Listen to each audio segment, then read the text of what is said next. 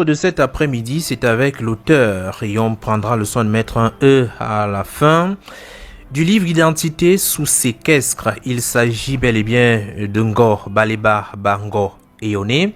Le titre, c'est donc Identité sous séquestre. Elle est née en 1970.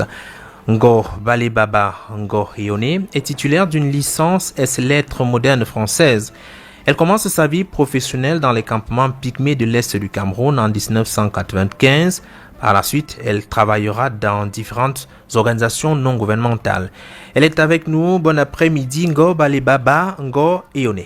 Merci, bon après-midi à vous aussi et bon après-midi à vos auditeurs. C'est un plaisir de vous recevoir. Votre livre est sur la table. Et on se rend compte que vous avez un parcours professionnel assez atypique. Les organisations non gouvernementales, il y en a beaucoup au Cameroun. Ouais. Vous en avez côtoyé, vous avez d'ailleurs travaillé à l'intérieur. Au quotidien, que faisiez-vous? Beaucoup de choses. D'abord, dans les campements Pygmée Baka, j'ai commencé par l'alphabétisation des jeunes filles Pygmée Baka, leur apprendre à manger, des choses de cet ordre-là. Oui. Et après, j'ai été au siège de l'association Abertoir où je gérais la communication et comment on appelle les archives. Oui. On apprenait aux jeunes filles Baka à parler et à manger. À parler français. Oui. À parler français. C'était pas évident. Est-ce que c'était surtout nécessaire? Peut-être, je ne sais pas. C'est ces questions que je me suis posées par la suite parce que j'ai eu l'impression que j'ai, moi, contribué à les perdre un peu quelque part. Parce que quel est même le but de ces ONG? Quelque part, je m'interroge. Elles viennent avec beaucoup d'argent. Elles circulent librement dans notre pays jusqu'aux endroits où parfois le gouvernement lui n'arrive pas. Et pourquoi on les laisse y aller comme ça? Et qu'est-ce qu'elles apportent vraiment? Ça, c'est une question que je me pose beaucoup parce qu'un jour, en 2013, je suis invitée à animer un atelier pour un organisme qui finance énormément d'activités ici au Cameroun pour le développement. Et je dois animer un atelier pour eux et je fais le voyage avec le représentant pays de cette ONG, disons, de cet organisme. Et dans la voiture, nous sommes 4. Il y a le Camerounais qui conduit, il y a un Malgache à côté et puis il y a ce directeur pays. Alors, puisqu'on part pour un atelier sur la corruption, et je dis, le Cameroun, dès qu'on aura résolu le problème de la corruption, on va se développer très vite. Et cet Européen dont l'organisation met des centaines de millions pour soi-disant pour notre développement me répond, l'Afrique ne se développera jamais.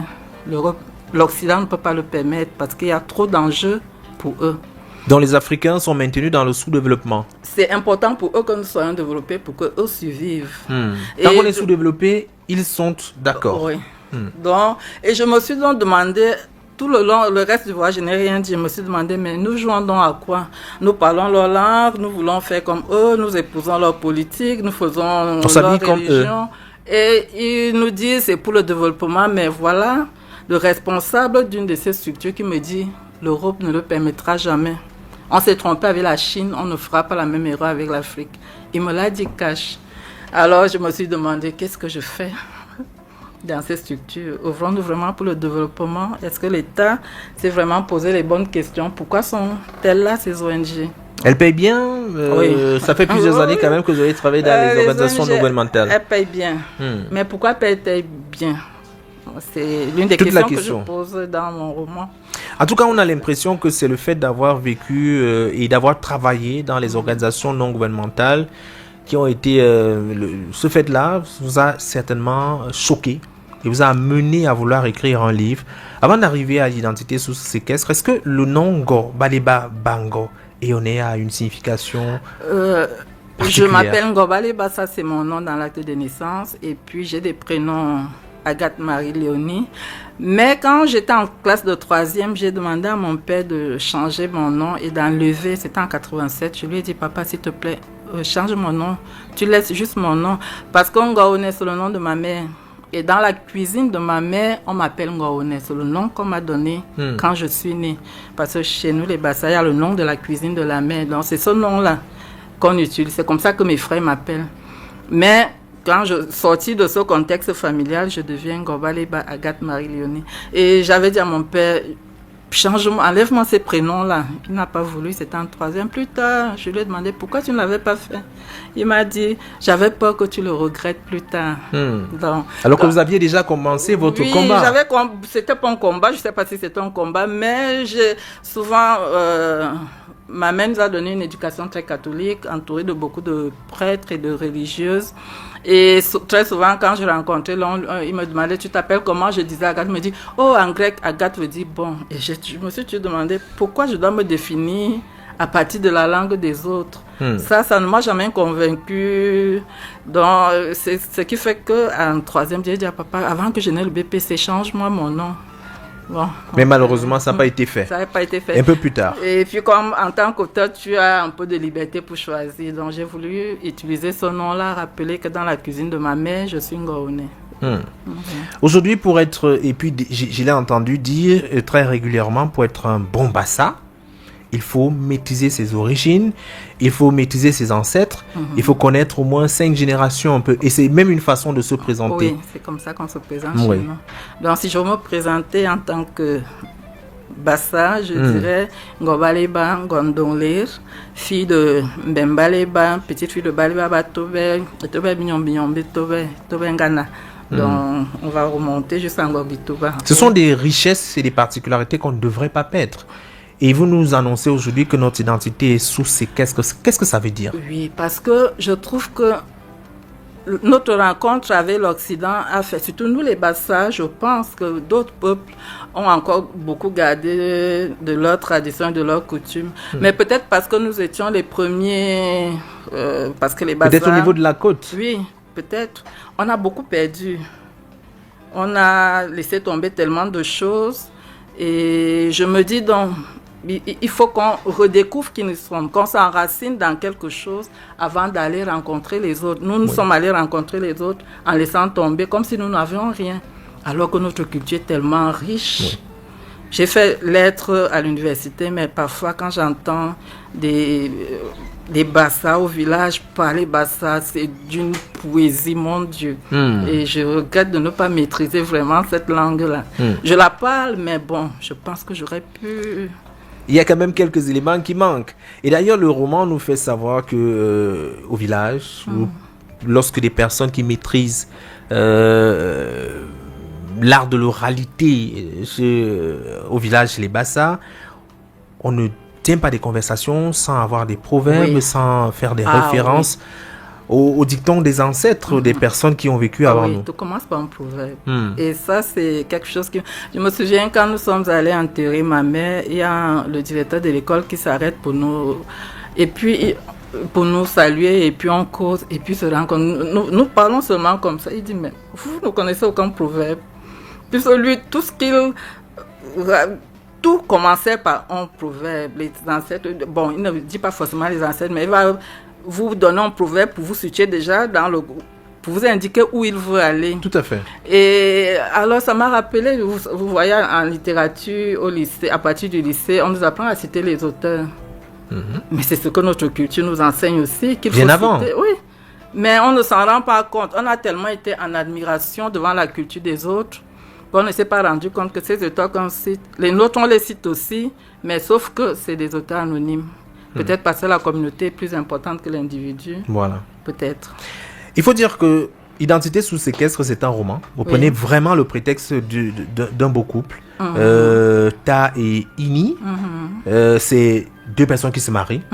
Mais au niveau de l'idéologie, je ne sais pas si ils sont pour l'un traditionnalistes, pour l'autre vraiment entrés dans la modernité, avec ayant tout accepté en fait, notamment au niveau de la religion.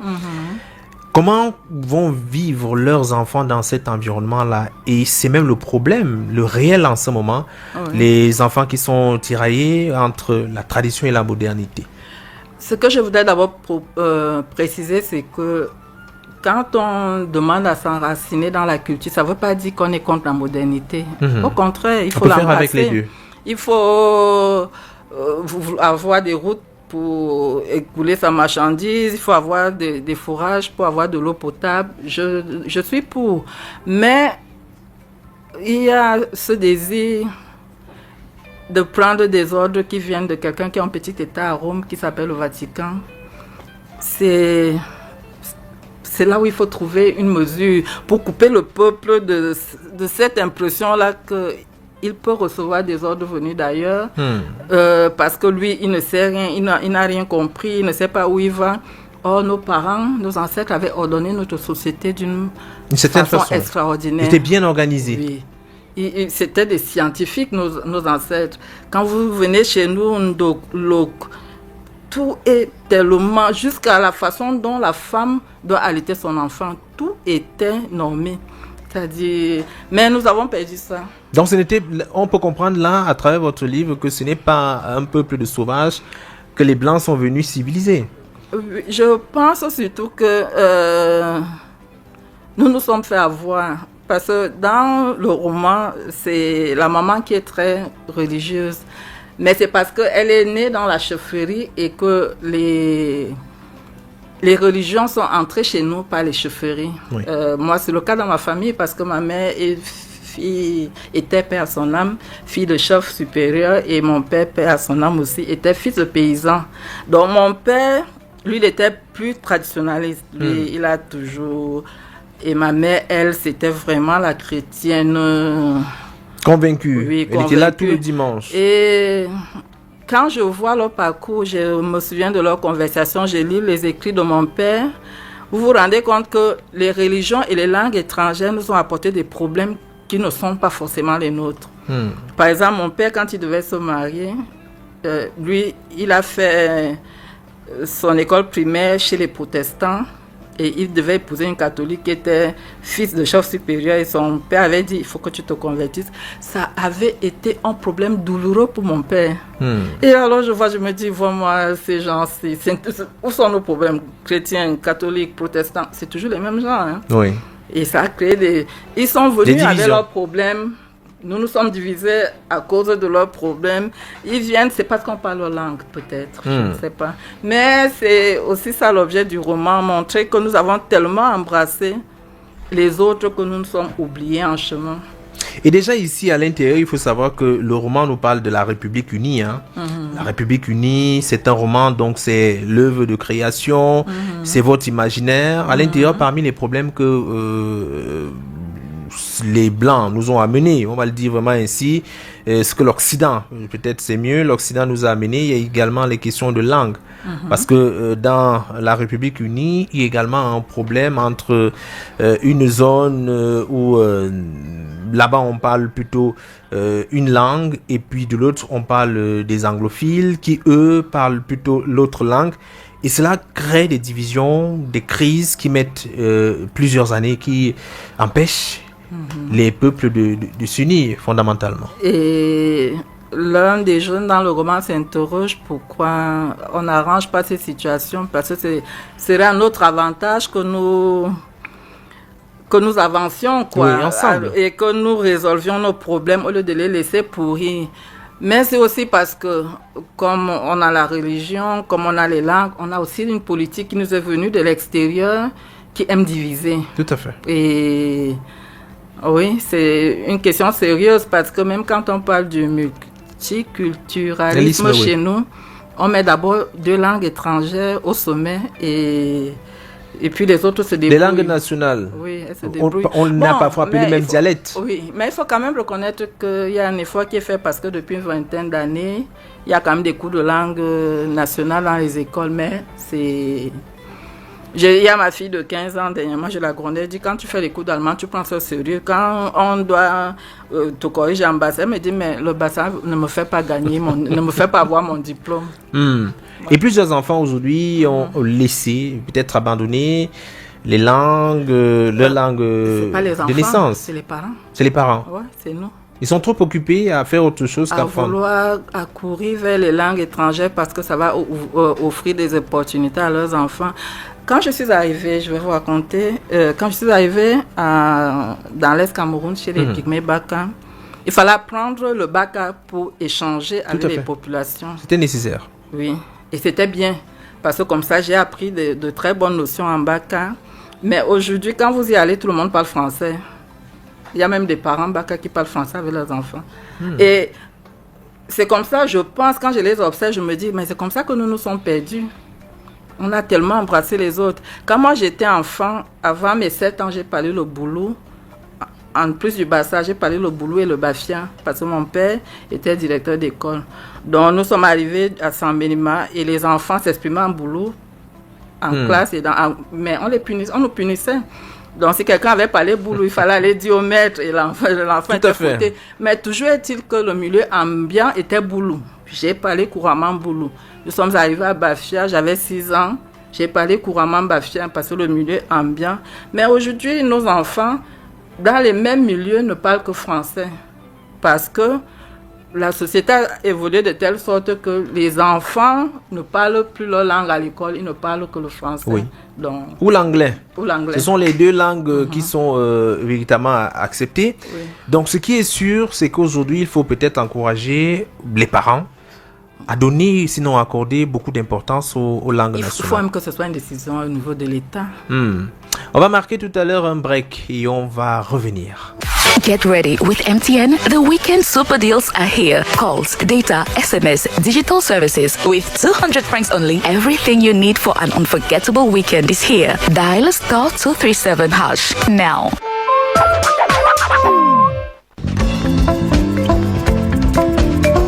Alors, merci de nous retrouver, merci d'écouter la radio. Identité sous séquestre, c'est un roman Ngor Baleba Bango Yone, un livre publié aux éditions La Matin Cameroun. C'est un livre, comme je le disais tout à l'heure, qui pose sur la table de façon très froide les problématiques liées à notre société.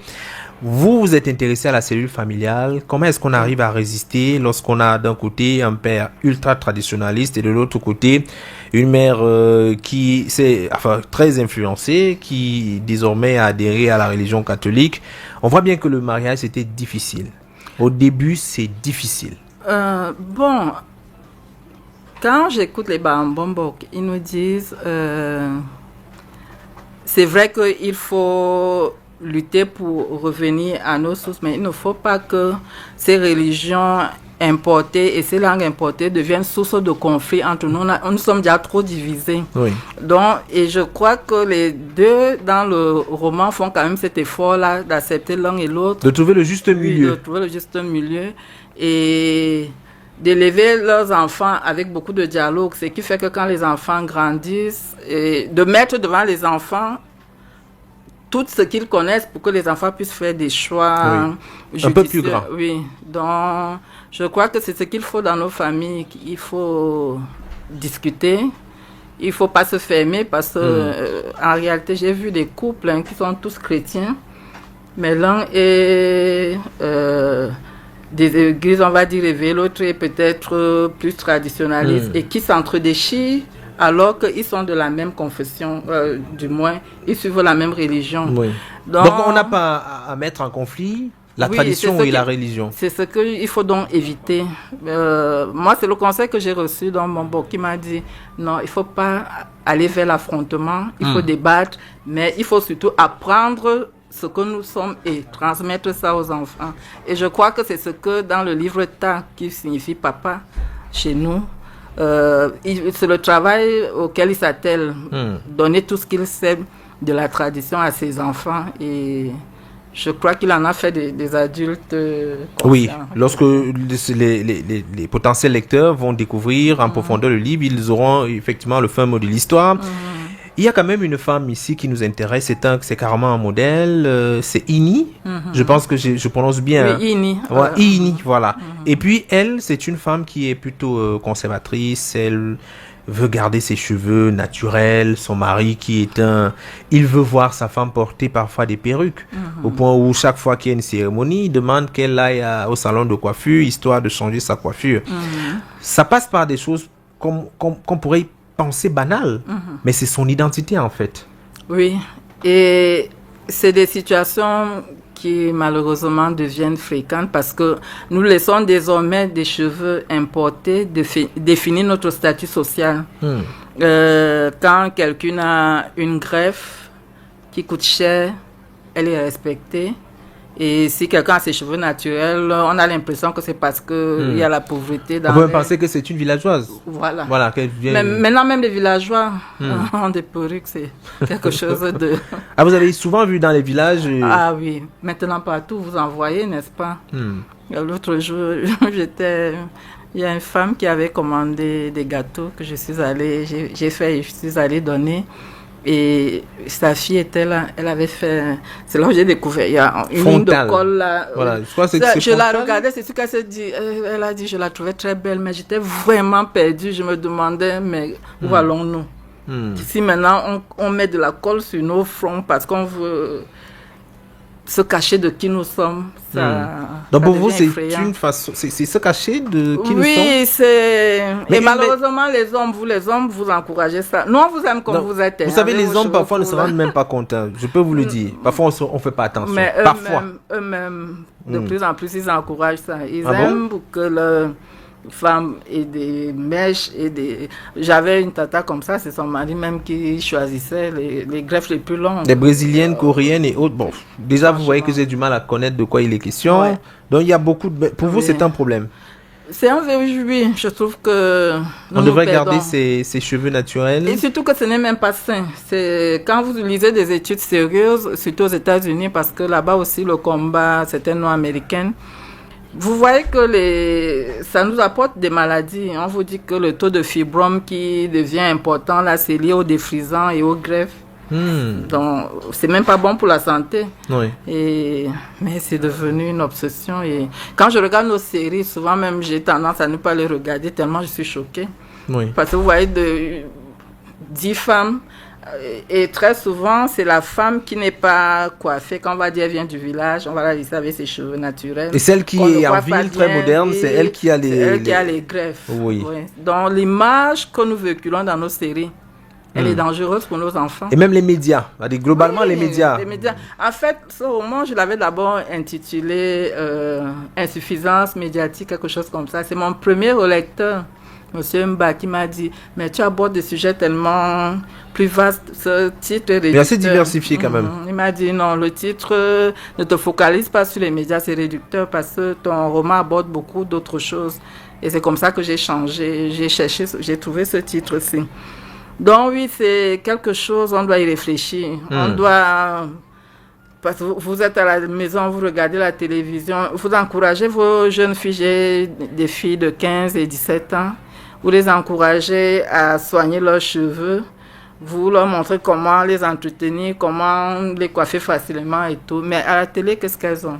Autre chose. Toutes les filles qu'elles admirent ont des greffes. Vous parlez aussi de l'indépendance financière des femmes. À côté de la gifle. La gifle, pour vous, vous pensez que dans un ménage, il ne doit pas avoir de violence. C'était d'ailleurs pour Ini un motif de séparation. Après, la gifle décide de quitter le mariage. Bon, ça ne va pas en droite ligne avec le fameux adage qui dit qu'il faut supporter. Oui, mais qu'est-ce qu'il faut supporter? On dit qu'on donne ce qu'on a reçu. Dans ma famille, les hommes ont reçu une éducation où il n'y a pas de violence.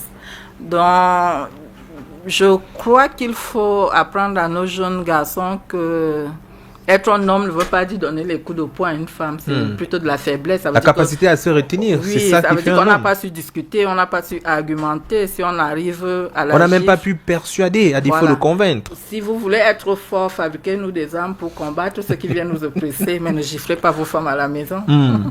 Mais c'est une situation qui tend à s'intensifier lorsqu'on regarde les chiffres au Cameroun. Malheureusement, avec le taux de violence, les féminicides, effectivement. C'est horrible ce qui se passe. On se demande ce qui nous arrive, n'est-ce pas? C'est effrayant. Ça ne passe pas un jour. Alors, qu'est-ce qui peut définitivement régler ce type de problème? Est-ce que dans le couple, il y a des recettes miracles?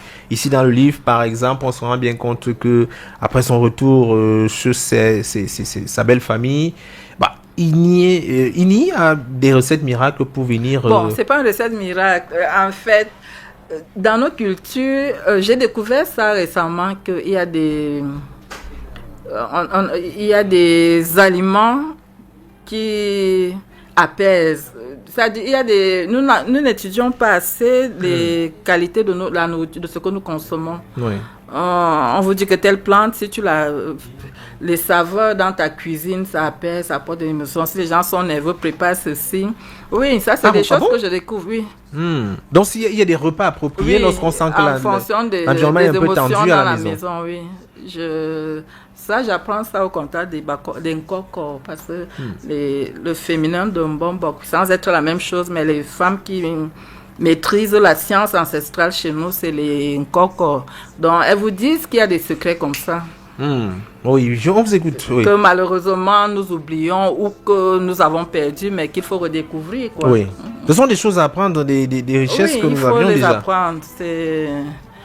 On ne mangeait pas au hasard, parce que moi, on m'apprend que notre alimentation... C'est pour ça qu'on n'avait pas de femmes corpulentes comme en ce moment. Nous mangeons un peu n'importe comment. Mais une femme bassa normale ne doit pas être trop corpulente, parce qu'il y a une façon de manger qui fait qu'elle garde sa ligne, même après les accouchements. Elle reste... Parce que curieusement, jusqu'à présent, il y a des massages. Je crois que c'est la marmite de la coucheuse. Ça se perd, n'est-ce pas? Oui, qui disparaissent quand même. Oui, mais ça va un rôle. Quand vous écoutez les aînés, vous découvrez que c'est des choses qu'il faut... perpétuer. Oui, réétudier. Et que notre science parte de ces savoirs-là, au lieu qu'on court toujours chercher ailleurs, qu'on se concentre sur ce que nos ancêtres faisaient. Pas besoin de chercher des produits chimiques. Pas besoin, qu'on comprenne pourquoi ils le faisaient. Et quand ces femmes-là, les Nkoko, prennent le temps, parce qu'elles, je ne sais pas comment elles étudient toutes ces choses, mais c'est des vrais scientifiques. Quand elles vous expliquent, vous comprenez donc que, franchement, nos ancêtres n'étaient pas des croyants, ils étaient des gens qui savaient. Ils savaient que A plus A, ça donne C, 1 et 1 égale 2. Votre roman met en exergue quand même une façon de faire en famille. C'est une famille solide. Malgré les divergences, on réussit à s'entendre sur l'essentiel. Oui, il le faut. Et c'est comme ça qu'on devrait vivre. Maintenant, il y a la question du Mbok. Quand même qui revient. Certains rituels qui sont pratiqués au moment des obsèques. Il y a souvent cette grosse... Voilà. Il y a souvent cette grosse bataille qui doit normalement clôturer. Est-ce que c'est... Oui, de plus en plus, c'est quelque chose... Vous pouvez assister à des obsèques chez nous, dans mon village, et vous partez peut-être dans l'Est, vous allez voir qu'il n'y a pas trop de différence parce qu'on laisse le prêtre au centre de tout. Or, ça fait qu'on ne sait pas réellement comment nos ancêtres enterraient les défunts. Oui. Et c'est quelque chose qui m'intrigue de plus en plus. Parce que c'est... Moi, mon petit frère est décédé récemment en janvier. Et comme il prenait le retour aux sources, on est allé voir le curé, on lui dit, bon, tu viens seulement, tu fais la messe de la veillée, parce que le lendemain, c'est le Mbombo qui va se charger de tout. Le curé, il a dit, non, si je ne suis pas là le lendemain, je ne viens pas la veille. On a dit, ok, c'est pas grave. Mais c'était sans le prêtre que ça s'est passé. Oui, ça s'est passé. Le Mbombo a tout présidé. Et il y a certains qui sont rentrés de ces obsèques-là qui ont dit, il n'y a rien eu là-bas. Ah bon? Puisqu'il n'y avait pas de prêtre. Donc vous voyez à quel point nous sommes embrigadés dans les choses des autres. Donc ils sont rentrés, ils ont dit, ah, il n'y avait rien là-bas. Alors que le Mbombo s'est tenu, il a guidé tout, il a fait tout du début à la fin, comme il le fallait. Mais ils ont quand même eu l'impression qu'il n'y avait rien parce que nous n'avons pas fait venir un prêtre. Il faut dire qu'il y a un peuple qui vous marque, les Baka. Et la question même d'ailleurs de la 4e découverture, c'est et si c'était l'avenir? Oui, dans ce sens qu'en les observant, on voit bien le parcours que nos parents ont fait, nos ancêtres ont fait. Quand je suis arrivée pour la première fois là-bas en 95, les soirs de pleine de lune, on mettait le tam-tam dehors et les gens dansaient en rond et vous voyez que des couples se formaient pendant ces soirées-là. Donc, ça avait une signification que moi, je ne percevais pas bien parce que je suis étrangère à leur culture. Mais je voyais, en tant qu'observatrice, comment ça se passait. Et je suis repartie là-bas quelques années plus tard. C'était plutôt le bar. Le bar à la place. Le bar, oui. Avec des baffles. Et il n'y avait plus de et des boissons bizarres. C'est terrible. Même dans nos villages. Hein. Tout s'envole. Oui, le whisky en sachet, ça fait vraiment... Ça fait des ravages. Autre chose, on m'a dit que ce n'est même pas seulement ça. Oui, donc... Ouais, c'est... Alors, moi, je vais proposer aux auditeurs de faire le parcours de ce livre Identité sous séquestre. Mais j'aimerais que vous puissiez nous dire pour quelle raison est-ce que celui qui nous a écoutés cet après-midi doit lire absolument ce livre. Parce que c'est une fille camerounaise, une femme camerounaise qui parle de sa propre culture. Quand j'étais à l'université, pour parler de la femme camerounaise, on nous citait des auteurs étrangers. On nous parlait de Lilian Castello, on nous parlait de j'en oublie. Donc aujourd'hui, il est temps que nous-mêmes ça se fait d'ailleurs déjà, que nous-mêmes nous embrassions, nous décidions de parler de nous-mêmes, qu'on ne laisse plus les autres parler de nous en leurs mots. Parce que moi, j'ai souvent répété que la sexualité est taboue chez les Bassa. Parce que j'ai Lilian Castello, ou je ne sais pas quel auteur occidental l'a dit. Et puis un jour, je me dis, mais en écoutant les mamans chanter le mbehla, mais je me dis, ça c'est de la sexualité poussée à l'extrême que nos mamans sont en train de chanter. Donc ce n'est pas tabou, c'est juste transmis autrement. Mais quand on laisse les autres venir parler de nous, ils parlent de nous à partir de leur contexte et nous on se met à le répéter alors qu'ils se sont complètement fourvoyés. Donc voir ce qu'une Camerounaise pense de sa culture et pense de l'impact négatif que ce déracinement à outrance a sur notre société aujourd'hui. C'est un plaisir de vous avoir d'abord reçu ici à la radio. Le plaisir le mien. Et moi je pense que beaucoup devraient lire ce livre, Identité sous séquestre. C'est disponible au Cameroun un peu partout? À la librairie des peuples noirs, à la boutique Kindak, à l'avenue Kennedy ou au 6 99 99 04 31. Vous allez reprendre le numéro de téléphone.